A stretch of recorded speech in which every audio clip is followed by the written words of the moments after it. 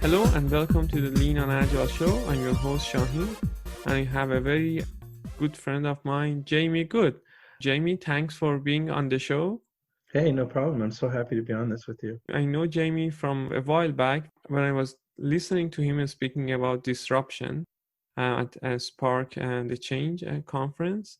And I thought that this is a very good time to talk about disruption in this timing that we are in.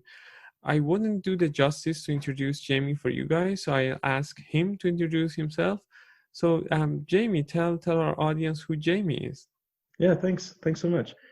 So I call myself a senior learning experience designer right now, but that's just a big word to describe somebody who designs learning for people and organizations to be able to solve some challenges and help people get the skills and knowledge they need to just do their work, basically. And that encompasses for me quite a few things like cognitive science, experience design, and best practices around learning. But I find it really fun because there's always something different to dig into. So that's what I'm kind of focusing on right now is designing learning for people and organizations. Nice. And I guess these days, all of these learning that are designed are going to be online Yeah, because, mostly, yeah. yeah, Yeah, it's funny how I find with this current pandemic that the online sort of learning scenario was for some people something they didn't want to touch, but now a lot of people don't have a choice. So I see a right, lot of people scrambling to try to figure it out. right. And there are lots of disruptions that is happening in our lives, in our professional Hmm. lives. Hmm. You are the expert on that.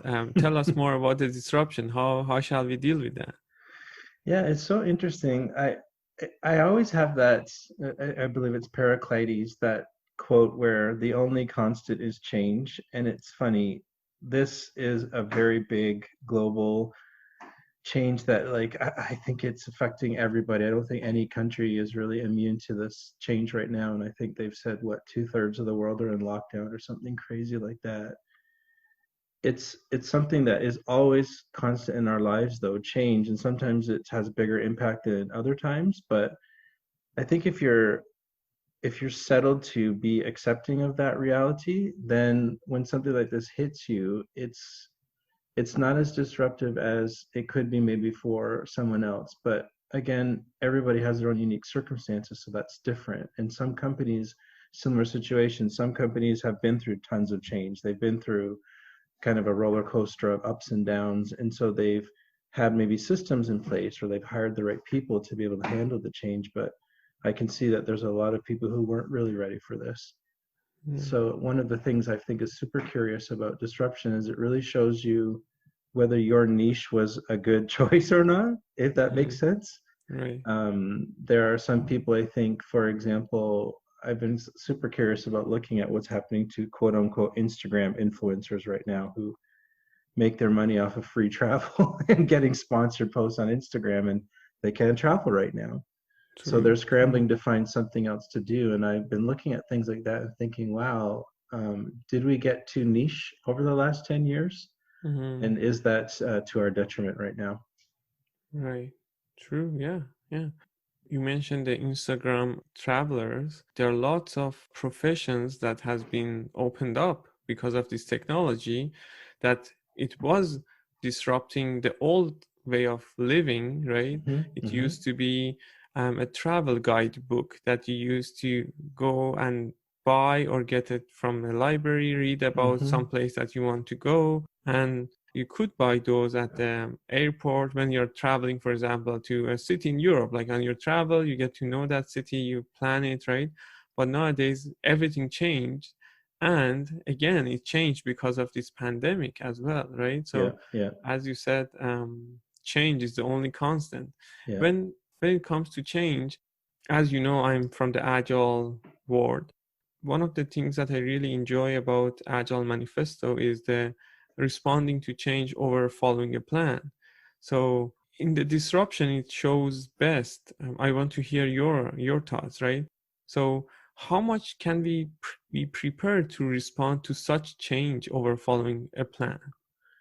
Yeah, that's a good, I love that sentence actually. It's very true and it's very difficult for a lot of people. I mean, um, I've been thinking lately, just as kind of a to make people smile a little bit, to put out some sort of phrase like, let's have a moment of silence for micromanagers right now because they must be suffering a lot. And those people usually want to follow a very certain rigid plan, and you can't, especially in a time like we're in right now. I mean, there's a lot of people who make a lot of money from doing keynote speeches, for example, at conferences, and all of those conferences are canceled right now. So if that was your plan for revenue for 2020, you've got to be thinking of something else right now. So I like this idea that you're saying, respond instead of follow a plan. But it's difficult. There's a mindset that you're referring to here. I think that a lot of people can't really, no pun intended, get their head wrapped around, because sometimes when you have, for example, I had a client that has 5 kids. I can't even imagine dealing with this global pandemic with all your kids at home and not in school right now, and still being able to quote unquote follow a plan. But I would imagine that in a household like that, you probably have to have some sort of plan or routine in place to make things work and to not go crazy. So how do you balance that? How do you kind of consider, okay, like we need some sort of routine so that these 5 kids don't drive me crazy and I can still get my work done? But then, like you're saying, how do I just respond in the moment and be okay with the fact that things don't go according to plan, don't go the way I want, and I can't do the things that I think might be the best for this situation? It's mindset. It's heart and mind, I think, connected to try to figure out, how do I sit with this reality of the fact that there's so many things beyond my control? And that's one of the main things that I've been reflecting on since all of this started, is there's so much outside of my control. When I'm inside my condo, there's most of the things going on here that I can control. But outside this door and outside my building, there's really nothing I can control. I can't control whether someone in the grocery store stands too close for me, for example. I can't control that hand sanitizer has run out, for example, or that I can't get a mask, or I don't know, a number of things like that, that the borders are closed, or that someone loses their job. These things are things that we can't control. And I think it's quite a good idea and a good practice to kind of sit and reflect as often as you can on the fact that these are things out of your control, and therefore, how accepting are you of that reality? And for accepting that and planning for that takes lots of courage and investment, Yep. if I may say, right? Because Yeah. it's easy for when you are in a normal situation, don't think about any alternative that's gonna happen and don't plan for it because you used to your routine and your family routine and the way that everything works. Mm-hmm. Going out of that comfort zone and thinking about, okay, so what's going to happen next if something goes wrong, what can I do, what shall I do? It takes energy and time, energy, and even material for you to go over it. So um, not many people, or not most of the people that I know, would do that. Mm-hmm. um, Well, there's fear, I think, too, right? When you have a plan, you kind of, one of the things you're doing, of course, is trying to reduce risk. And when things kind of go not according to plan and there are surprises, then there's fear. Like, what happens tomorrow? What happens when I go to the grocery store during a pandemic? What happens if, I fall and I break my leg and I suddenly need to go to a hospital where there are, an overloaded emergency room because of people that have COVID, for example. right. So I think it's natural for our brains to always be scanning for threat, and so therefore we're trying to mitigate risk as much as we can, uh, because threat is real, and right now there's a ton of threat. Right. I mean, it feels weird just going for a walk right now, because you go down the sidewalk and you see someone coming towards you, and you're like, they feel like a threat. Like, Right.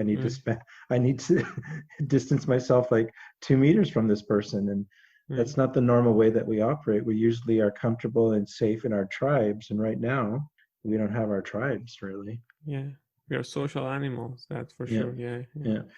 Yeah. So Jamie, you mentioned that you're a learning designer expert. How would you help people learn about disruption if you have to design something very niche for them? It's funny because when you saw me speak back at Spark the Change a few years back, I don't know if you remember, but the exercise I had everybody do at the end was figure out a way to basically bring down Tangerine, the banking company, the financial company. I was kind of being a little cheeky because following my talk was the CEO of Tangerine. And So, but I wanted people to kind of think about this in terms of like, let's say you are working for, let's say Tangerine or RBC or Home Depot or whoever. I think it's a good exercise to sit in the boardroom and think about ways that you could bring the company down. What could you build? What could you design? What kind of customer service could you do that would put your like if it was another company that would put your company in danger or in jeopardy of succeeding. And I think that is something that is an interesting different way of thinking. I got this idea from Dave Gray, and I think it's very smart that we're typically planning for success and thinking about what are we doing second quarter, third quarter, fourth quarter of the year, what are we doing next year, what's our long 5-year plan. And sometimes in the boardroom and in planning these things, it's kind of in a vacuum, so to speak. And if we were to kind of break out of that and pretend we're outsiders and we're the competition, and how would the competition be planning to bring us down? right, How would, for example, the Lonely Planet, that company like you were mentioning before, you get those travel books and you see how and where you're gonna, plan your travel, and then suddenly Instagram comes along. I mean, I right, use Instagram and I save photos for places I'm going to travel to so that I can then visit those places once I'm at my destination. And by the way, Lonely Planet just laid off a whole bunch of people this week. So I mean, disruption is happening. right, And so for Lonely Planet, for example, then how would they sit around and not just think about what kind of books they want to put out, what kind of content in those books they want to put out, but what is possibly coming that might disrupt their business? And think about what are the ways that someone would want to bring us down as a company. And maybe they would have thought about something like Instagram coming up, an image based social media platform. Maybe they would have thought about the fact that people are going to just be their own travel agents, for example, right, or that people are going to take their cell phones and while they're on a trip and their GoPro, they're going to make their own travel guides. Maybe if they had sat down and thought about how other people might disrupt them, they maybe would be in a better spot right now. So that's one of the things that I think is good in terms of learning, is helping people learn to think differently about what they're doing and not just about their own company, but how does the competition see them and how is the competition possibly building something or designing something that's going to put their success at risk. right. Yeah, it's a good exercise. Have you ever had experience doing that exercise on a personal level? Because I think at a personal level, look at yourself as someone that bringing value to other people's lives. You can then think about what value can someone else bring value that is going to decrease my value. Yeah, for my example of this for my own life, like I've been doing it since, but the kind of main example that first comes to mind was maybe, oh my God, it's probably 10 years ago already now. Time goes so quickly. Yeah, Excuse me. I was digging into like learning and development, designing workshops, the typical, face-to-face thing with handouts, PowerPoint slides, all that stuff that everybody was doing and some people are still doing. And I would see people coming in with their phones. At that time, of course, BlackBerry was a lot more popular than it is now.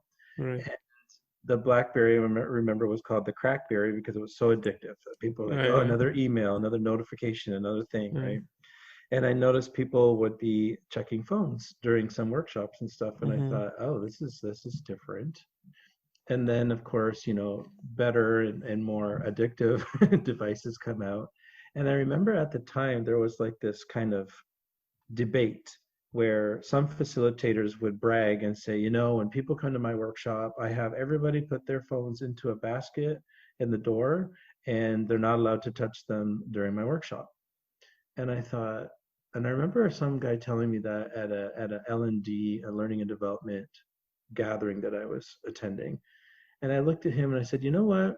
To be honest with you, if I came to your workshop and you asked me to put my phone, that, my personal phone in a basket, I would probably just not bother going to your workshop because Right, for me, that was such a, you're taking away some freedom and I'm an adult, not a child, and I can handle this.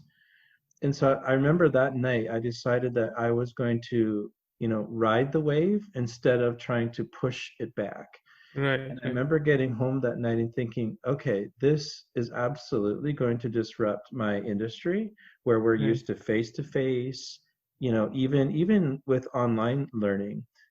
People call it the second or even third screen where I might be doing a webinar or I might be doing online training, but that doesn't mean someone doesn't have Facebook open on their phone beside their laptop. right, right, And so I realized at that time that this disruptive force of devices and digital and apps and all of this was going to not be something that I would be able to push against and tell people, for example, put your phone in a basket. So I decided to incorporate devices into my training.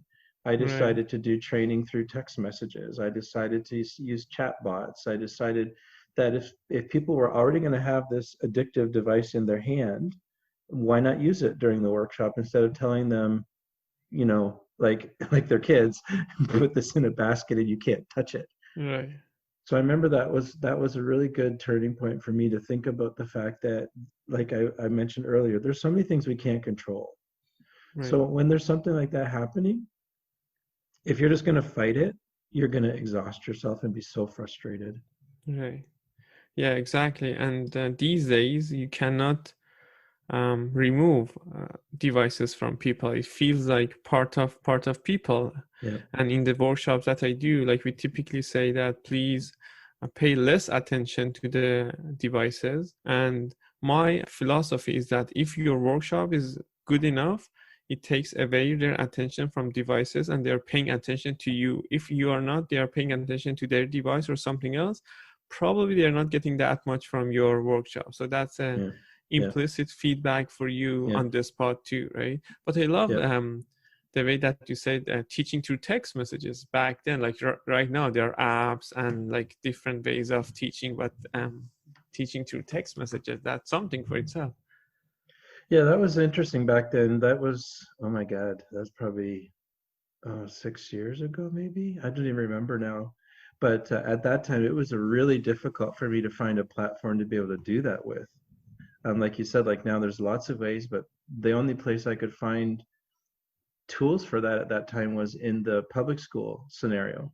There was an app called Remind, I believe it was called, that was made for public schools and for teachers, and that's what I used at that time for my SMS based learning program that I developed. Because what I saw, and it was kind of interesting, I was kind of following my own experience and the experience of my friends. I don't know if you remember, but back in the kind of beginning of cell phones, like when you could have what I think 100 texts a month or something like that, and I would, and my friends too, we wouldn't even use up 100, which is kind of crazy to think of that right now, but it's true. And then I remember the first time I went over 100, I got to like 120 because I was with friends on a trip in Montreal and we were texting each other to kind of figure out where we were going to meet, where we were going to meet for breakfast and all this.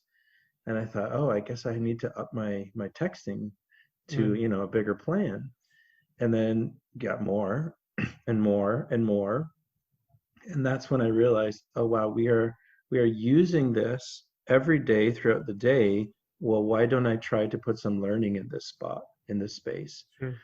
And so my kind of motto, I guess, has always been frictionless learning, where I'm Mm, trying to take away any kind of barriers or extra effort for someone who's going to be learning something, so that there's less chance that they won't engage with the learning, because the more barriers you put in someone's way, the less chance they're going to do the learning. So for example, I used to say at that time, because it was all about mobile, the less taps the better. If it mm, takes me 10 taps on my phone before I get to module 1 of your learning program, right, and then you've not designed it properly. right. I heard the rule is 3 taps or less when you want to Yeah, get to something on a yeah. website. So if you're more than that, people are going to drop off. Yeah, and that's exactly why I thought SMS-based training was a really good idea at that time Right? because there basically was no tap. It just came No. right to your phone. Yeah, yeah. I You didn't have to remember go those searching days. for it. I remember those days that you need to count your character limits. Oh, If you're not yes. moving more than 140, so Oh, that God. doesn't count as two. And then they moved on to data, and then they moved Uh-huh. on to bring your Yeah. family and friend as like a limitation. So The lots good of old these. days. Yeah, yeah, yeah. And nowadays, basically, you can have a phone that has unlimited data, right? Yeah. Yeah. And yeah, So how about like in your situation, like I said, I love that phrase where I'm gonna misquote you, but responding versus following the plan is basically the main idea. right. Responding to Um, change over following a plan. Yeah. yes, responding to change versus following a plan. Love it. I'm gonna put that on a t-shirt. So for yourself, like how does that manifest itself in your work and life? Like how do you practice that? I can tell you from the current situation that I'm in, the focus has been shifted because I'm working with teams and leadership to help them to go through an agile transformation. So the manifest of the transformation has changed. So at this, like before this thing happened, we were working on figuring out what's next to elevate the teams and where do we want to get them to a point of in what part of the journey they are.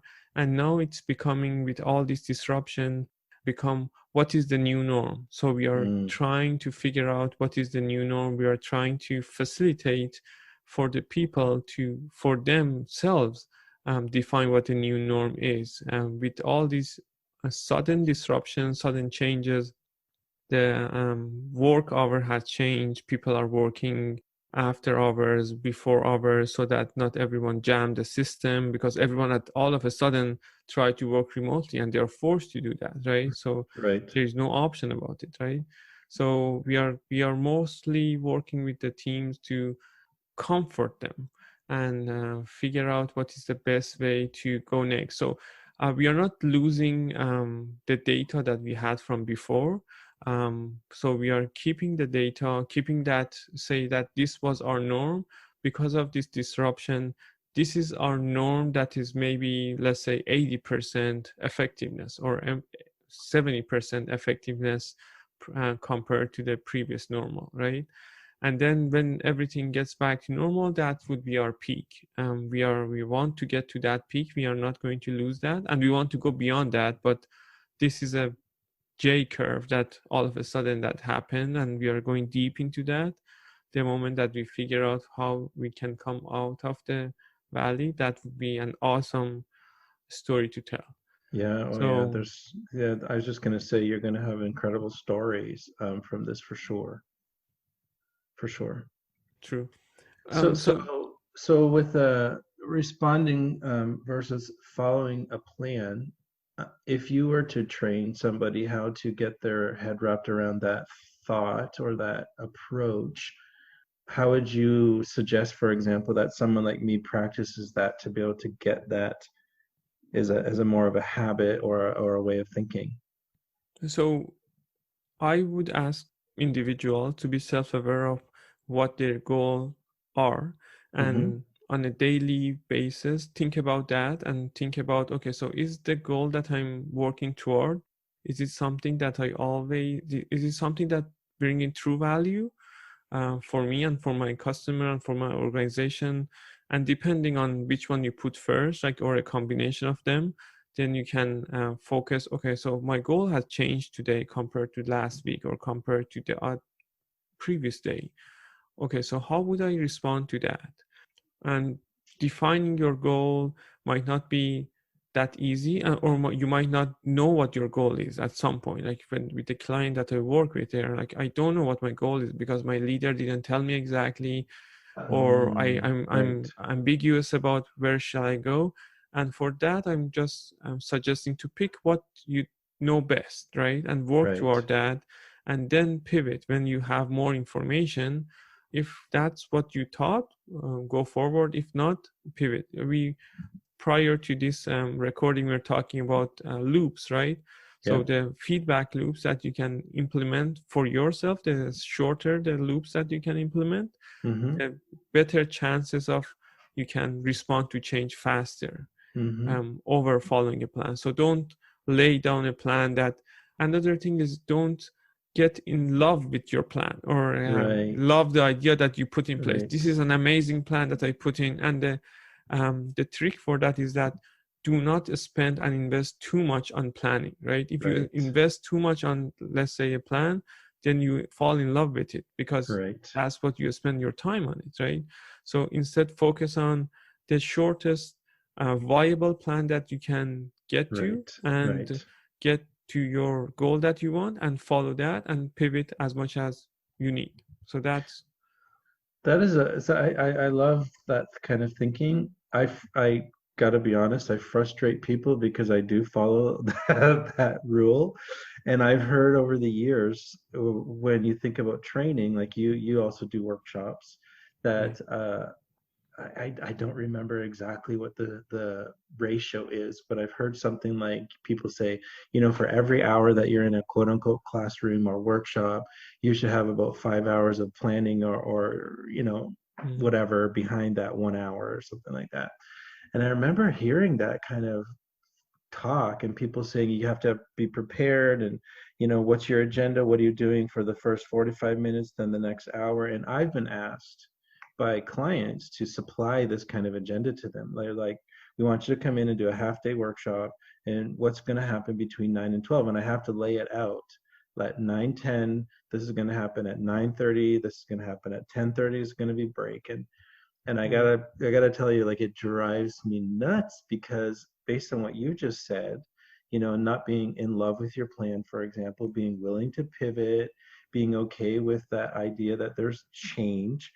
In my brain, I think, wait a second, like I'm going in for a half day workshop with, let's say, 50, 60, 70 adults or whatever it might be, who all come into that room with prior experience, knowledge, um, Exactly. thoughts about things. There are probably people who have, some cognitive dissonance to what's going on because they're actually being distracted by what happened in the morning back at home with their kids and their spouse, for example. Right. Maybe they had to take a detour because the construction happened that they weren't expecting. There's a whole bunch of things going on in that room. And Right. how can I think that my planned agenda for that 3 hours is going to go exactly according to plan? It Right. just is impossible. We're dealing with human beings who have emotions, who make mistakes, who might want to focus on some other detail that I hadn't anticipated. And so for myself, obviously I want to have some sort of plan. Like I want to have, let's say, exercises that I want people to do. I want to maybe have a few slides to kind of guide the thinking. I want to make sure that the main idea that I've been hired to deliver is clear to people, let's say about empathy, for example, or something. But beyond that, for myself, I think that having a tried and true, very specific minute by minute plan is a mistake because Right. then you're trying to force people into a journey that they might not want to take with you. Yeah, exactly. And Yeah. I think that's dangerous because then as soon as people feel like we were mentioning before, threat, or they feel that something is not going, the way that they are comfortable with, they will shut off. Right. And then the phones start coming out, or people start walking to the washroom more often, or True. these types of things. So Right. I Yeah, think I I love that sentence. Don't fall in love with your plan. That's brilliant. can share an experience of mine when I was doing a workshop on teaching on some basic agile foundation and fundamentals, which wasn't that intensive, but because people that were coming into the workshop and the learning, they were being disrupted through their organization so much. There's so much happening that their minds were not there. And after an hour or two that we were in the workshop, one of them got so agitated that he stood up and he was just shouting that this is stupid, why we are doing this. I'm like, well, what happened here? Like, we are just going Wow. to, and this is not very intense, right? This is like just basics of agile. Like, I was just thinking, have I offended anyone? Like, well, no, nothing happened. So we just took a break and then figure out that there are lots of baggage that they're coming with. Like so many things happened yesterday in their organization Oh, that wow. they needed to dial that down, like, and they need to comprehend, like they need time to come to process that, Yeah, and if you're a geek, compile that maybe. So at that moment the workshop was not valuable for them. So then we had I said to them, guys, we were planned for having lunch around 12. Do you want to have it very early, maybe at 10:30, right? Maybe 10:30 to 11:40, 10, like 11:15 for 45 minutes, then come back and see what we can do. So at that time, for 45 minutes, we plan to take it in a different route, right? We talk about complexity and how we deal with a complex world, right? We moved away the conversation of, it's not about agile and how you do that, but it's about like your professional of life. So excellent. Yeah, that's so excellent. so that was basically responding to change, or responding to what you see as the change happen in their life, right? And not following like, oh, I was being paid to deliver this workshop, right? No, it's not the workshop that you deliver that you bring value, the connections that you make. If you help them get there to what's best for them, Yes. that's what they really value, right? And then they say, oh, that workshop was amazing. They might not remember, right? Yeah, yeah. Back in 2 3 years that it was about agile, what it was about. But similar to the experience that I had at your workshop or your talk, I remember it was great because it was engaging. It was the message was received, right? And so now we still have this connection, right? But if you had to say, okay, this is what I want to deliver, it might not have that effect on people. Yeah, it's very true. So how have you managed to bring yourself to this point where you are okay with that scenario that you described, where you recognized after someone had a pretty strong emotional reaction that you had to pivot and change the rest of the workshop? Like, how have you managed to get yourself to that point where that kind of approach is okay and you feel comfortable doing that, even though it's kind of more unknown and quote unquote not according to plan? Right. Like anything that I tried for the first time, it was scary. Mm, And this wasn't the first time, but when I facilitate sessions, typically I try to feel the room. I don't like using the terminology feel the room, but I don't have a better word for right, that. right, right. I try to understand if people are still following where do we want to get them, or do they want to go. Sometimes I try to stop at certain point and ask them if this process is still working for you guys, right? So I just get some feedback from them. If not explicit, at the implicit break times, I ask them, or like at the coffee, I go and talk to some of them, see how it goes for them, right? So some of these things, and as you said, for every 1 hour that you deliver, there's a rule that you need to spend 5 hours for that. So I say that that 5 hours is shall be spent about the alternative paths that you might take, right? If something Right, goes right, wrong, if something, right. for example, if they come in and they knew all about the design thinking, for example, right? And they Hmm. just coming and you're doing a workshop on that. So what's your plan for that, right? Do you want to do a Q&A on that? Do you want to do like a real design sprint with them, right? Do you want to do a design on the fly? Like, what are the other things that you can do Right. that you can bring value for the time that they are spending on?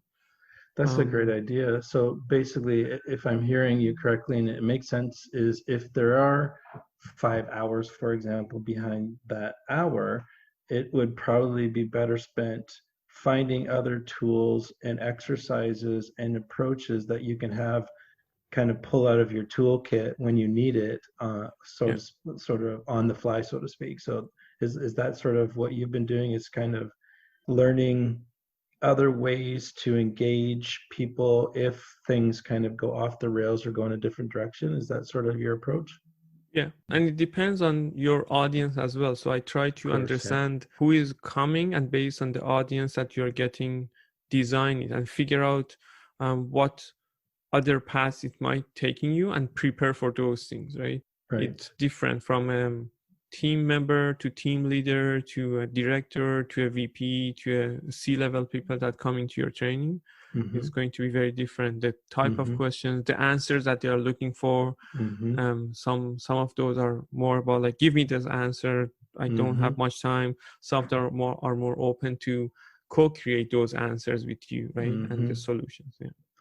Yeah, I love that word co-create. And it's funny, I was just thinking of that last night with something upcoming.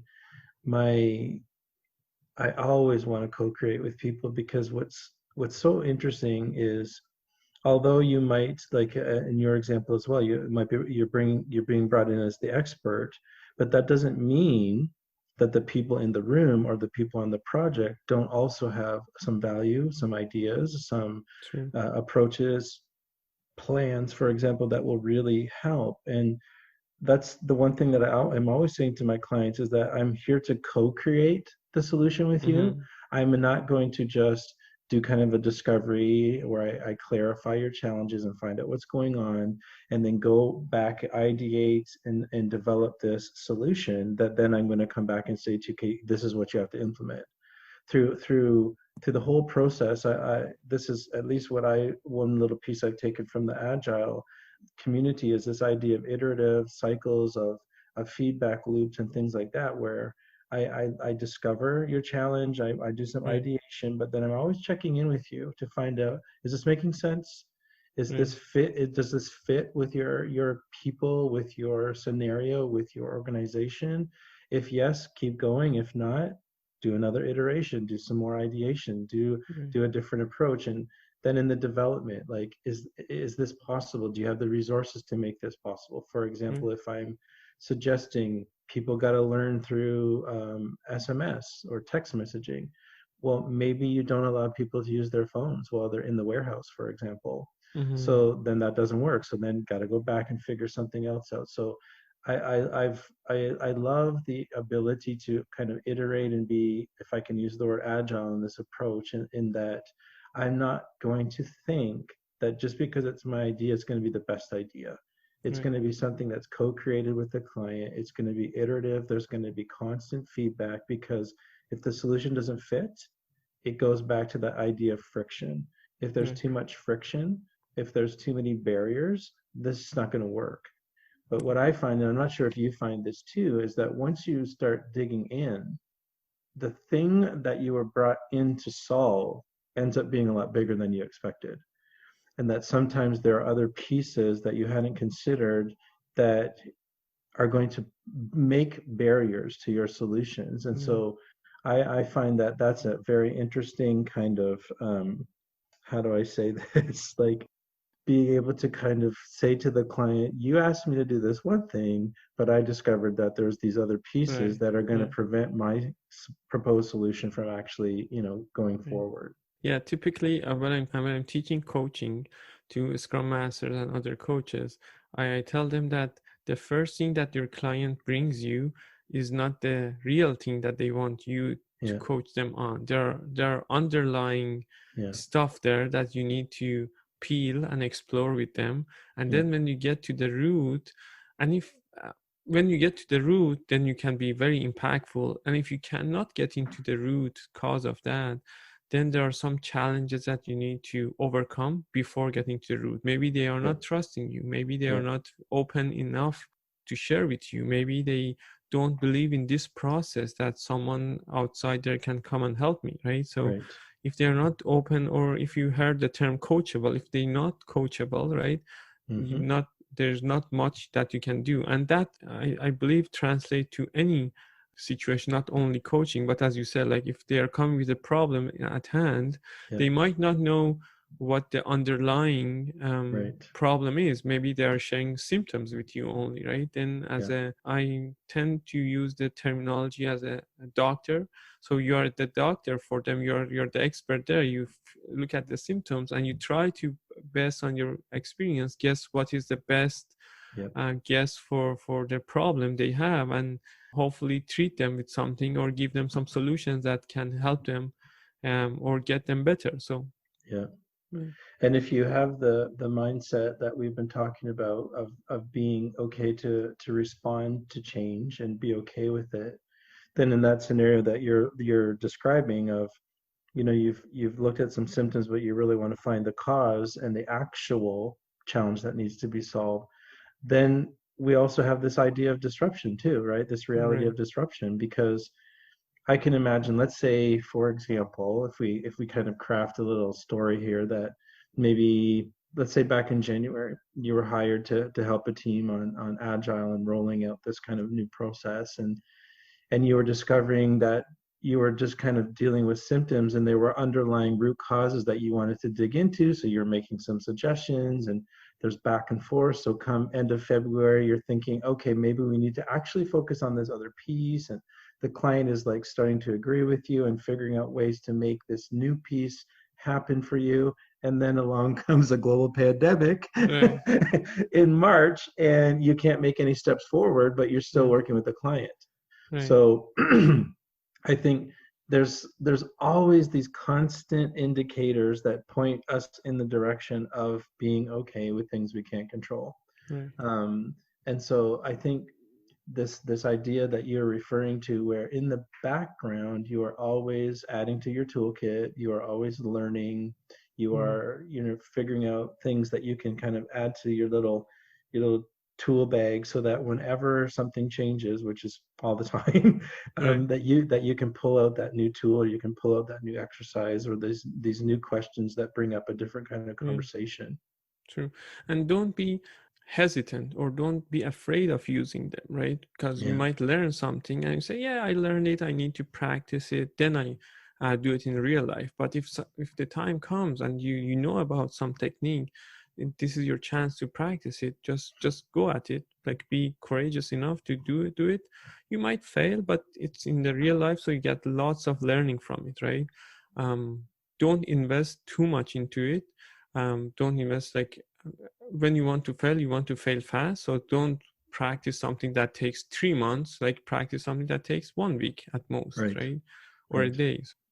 And how do you navigate that conversation though? Because if I'm saying to you, for example, that I'm going to pay you for, I'm going to have you on a retainer for multiple months, for example, to do some work, and you tell me, as the person who's, paying you, that you've only got a plan for the next 2 weeks, but I'm hoping that you're going to tell me what to do for the next 6 months. Right, How are you navigating those conversations? right.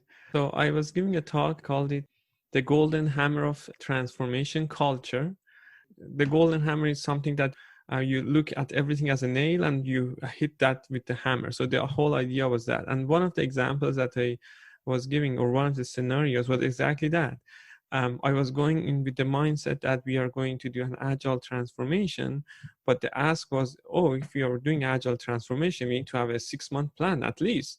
We are not Hmm. asking for a 2 year plan, but at least 6 month plan, we need to Yeah, have it there. And yeah, my mindset was that it's agile, so we are going to do on a iteration basis, let's say a monthly or 2 week basis. So I pushed back a little, but I figured out that this is not going to happen. As much as they say that we are agile, they are not there yet. So I need to conform to what the ask is. Otherwise, I wouldn't be able to influence them even. So I gave them what they asked for the 6 months. Right, this is the plan for the 6 months. This is where we are going to get at. But through giving them those plans, I get an agreement with them that this plan is going to get changed right. because we are agile and we are going to look at this plan on a monthly basis. So on a monthly basis, even before on a monthly basis, on a bi-weekly basis, I was sending them updates about the plan. And on a monthly basis, we had official review of the plan. So it's kind of like a sprint at a month basis. Right.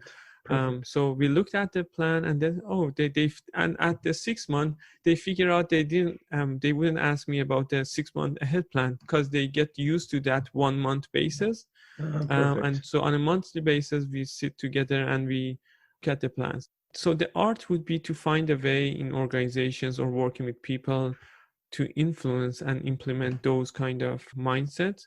If you show them that it's working, they wouldn't say no, because 99% of people are good people. They have good intentions. Yep. If they're asking you for a large plan, it's because it worked in the past for them. It's the best thing, the best way that they know, right? um, No, I think that's a great idea because you're kind of subtly showing them the mindset and the approach that you want to do without it being super implicit that would, you know, kind of get their back up, for example, and Right, make them feel like a little bit fearful of this thing that they're not sure about. right. It's a very it's a delicate experience. Like I find sometimes it's almost like a ballet, right? Where Sure. like you're kind of taking people on this little dance, and you're kind of being a little bit ginger about it while you're stepping around things and being careful what you say and don't say. But in the way that dance happens, it's more of a demonstration. Like when you go see, I don't know if you've ever gone to a live dance performance, but the interesting thing about it that I think relates to this is you're seeing a demonstration, Right, right, of what is actually been going on behind the scenes, which is tons of practice, lots of stretching, right, lots of sore toes, lots of yeah, probably pulled muscles, all of the the counting in their heads, all that kind of thing.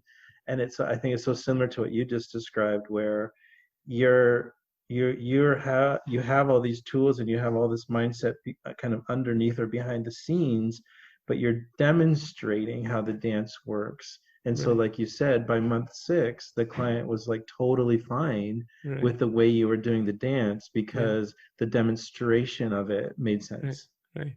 And as you said, they were sore toes. They were those, Oh yeah. yeah, in the back, right? I told very nicely, but those things happen, right? It Yeah, yeah, wasn't an easy ride to get there, but when you get there, it's very nice. It's like you figure out, oh my God, like you need to have patience as well. You need to understand where they are coming from as well, right? yes. So it's all plays into that. So, Jamie, for our audience, I wanted to ask you this. What are the learning tips or techniques that you can share with them in these online world that now we are in? What are the one thing or two thing that you can share with them that they need to focus for the people that are putting out training online? They have not done it before. Is there something that they have to pay attention to that is a must that you can share with them? Yeah, it's a good question. I actually had a conversation about this last week with someone doing quite a bit of online training. And I think one of the I think one of the main things you have to consider at any time of the year, but especially now when you're in this global pandemic, most, like I said, most people are in lockdown or self-isolation, whatever you want to call it. So most people are in the scenario where they're stuck in the house. A lot of people have kids, or a partner. Some people, of course, live alone, but you are at home, and so it's a very different sort of scenario now. You're trying to figure out, how do I navigate getting my work done when my kids are not in school and they're like 5 years old and they're running around the house and asking for more food, for example.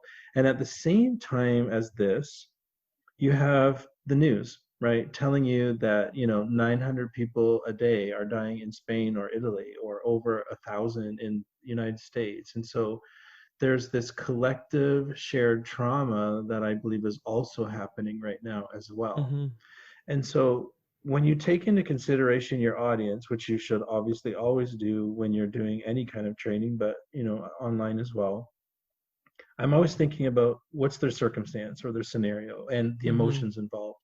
And this is where I was mentioning before we got on this call about experience design, where you're thinking about the touch points involved in the journey that someone's going to take with you and the emotions that are connected to each one of these touch points. Are they what I like to call magical moments or miserable moments? Well, right now, there's a lot of miserable moments for people. There's not so much magic going on, mm-hmm. unfortunately. There's tons of people dying, there's tons of people getting sick, healthcare systems are overloaded, etc. And we're stuck in our house.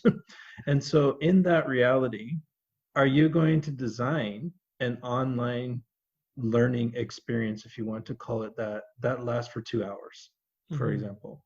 Well, I don't think that makes any sense. Right now, most people are just trying to survive. They've got a lot of cognitive load. They've got a lot of things they're thinking about. Like, going to the grocery store right now is not just a normal grocery store experience. You have to Right. think about hand sanitizer. You have to think about a mask. You have to think about standing outside in line and being, 6 to 8 feet apart from the person in front of you, and all of these things. And so this cognitive load that's increased for us, in my mind, means why then do you think that in the middle of someone's day with all of this crazy stuff going on, they're going to be willing to sit down for 2 hours with you online and learn something? And so one of the things that I think we should consider right now is just the length of time that we think someone is going to sit with us and learn something. Because I'm a little bit frustrated right now that I keep seeing on social media people saying, oh, you have extra time right now. You're not commuting. You're not going to work. You're not doing these things. And so it's a perfect time to be productive and bake bread and learn a new language and do all this stuff. And I'm saying, I think it's a perfect time for people to slow down, reflect, and just Right. have the space in their mind to be able to survive this and to make sense of it. And so, in the middle of that, do I want to learn new things? Do I want to spend an hour on a course? Maybe not. So Mm-hmm. my first recommendation for people would just to be to think about the length of time you're asking someone to dig into something new when their brain might already be overloaded. Mm-hmm. And there are lots of people, unfortunately, who work under micromanagers who, like I said, right now are probably going a little bit crazy and are probably driving them crazy because they're working from home. They can't see what they're doing every minute of the day. And so you pile on top of that new learning or new Right. demands. It's a struggle. So Right. think about that scenario. You and I were talking earlier about the fact that you had this workshop where a lot of change had happened in the organization before you came into their lives. And so halfway through, that guy stands up, he kind of freaks out and says, like, what the hell are we doing? Mm-hmm. Well, I think it's a very similar situation right now. It's called psychic entropy is what the kind of the term is here, where people are coming into your designed experience with other stuff going on in their brain. Mm-hmm. And so if I'm going to create online learning and I'm have someone who's been at home in self isolation or not, let's say after this pandemic is over and someone's listening to this podcast and the world is back to quote unquote Mm-hmm. normal again, what is definitely happening to everybody who's going to be on your webinar or your online training is psychic entropy. There's psychic entropy, meaning that I am on your online training program, I'm on your webinar, but in the background, in my mind, I am thinking about I lost my job. Right. Where's my money coming from? My kids are frustrated. They're feeling sad. They don't see their friends. They have a birthday party coming up and none of the friends can come because of a global pandemic. I'm Right. thinking about the fact that my groceries are about to run out, but I have anxiety about going to the grocery store.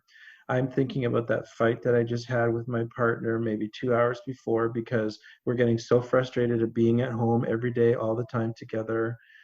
Like all of these things are Right. in someone's brain while they're trying to do your training or while they're trying to pay attention to your webinar. And so, with that reality, I think it's a very smart consideration to design instances in your, I don't know, webinar, online course, whatever you're doing, where you give people the space to kind of release that psychic entropy or to have a bit of time to focus in on what you're doing and to let that other stuff sort of go by the wayside or deal with it if they need to deal with it.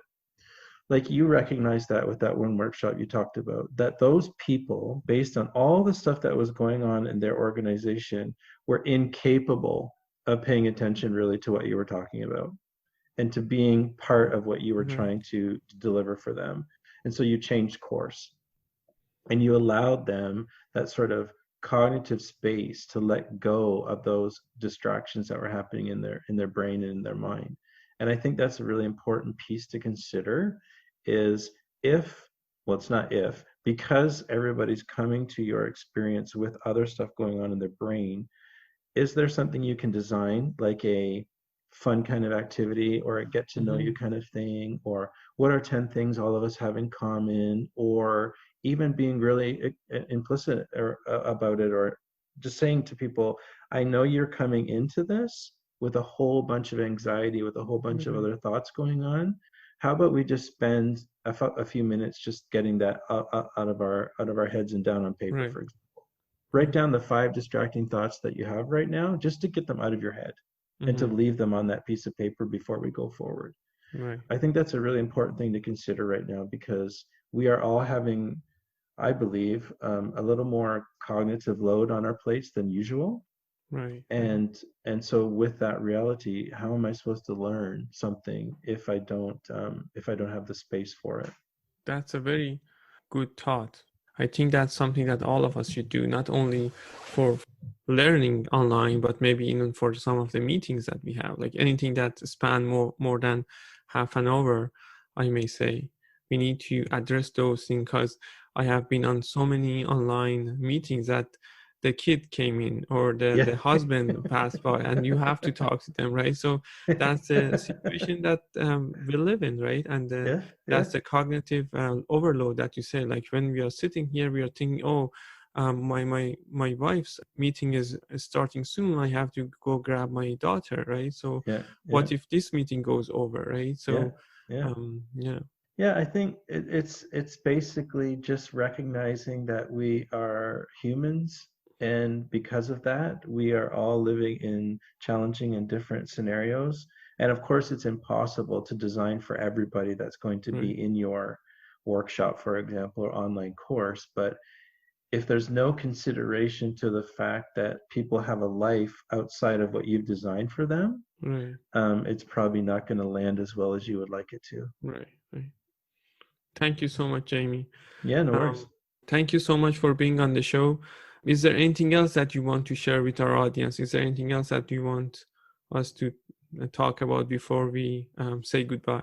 The only thing I will repeat is be okay with the fact that there are things outside of your control. Life Mm-hmm. is always, always, always going to be that way. Right. And the sooner you come to terms with accepting that, the better off I think you'll probably be. I mean, you could have a brand new car that you bought last week and you still drive it today, and it breaks down on the way to your destination. So Right. nothing is for sure, and the sooner we're okay with that, I think the easier time we're going to have in life. Right. Right. Change is the only constant, as you Yep, mentioned. Yeah. yep, yep. Yeah. Thank you so much. Thank you so much for spending the time with me on the Lean on Yeah, no Agile worries. podcast. It Thanks was for inviting me. It was a great conversation. yeah, it was a pleasure having you. Yeah, same. And I love, as I said, the title of your podcast. I think it's brilliant. Yeah. Thank you. Thank you too.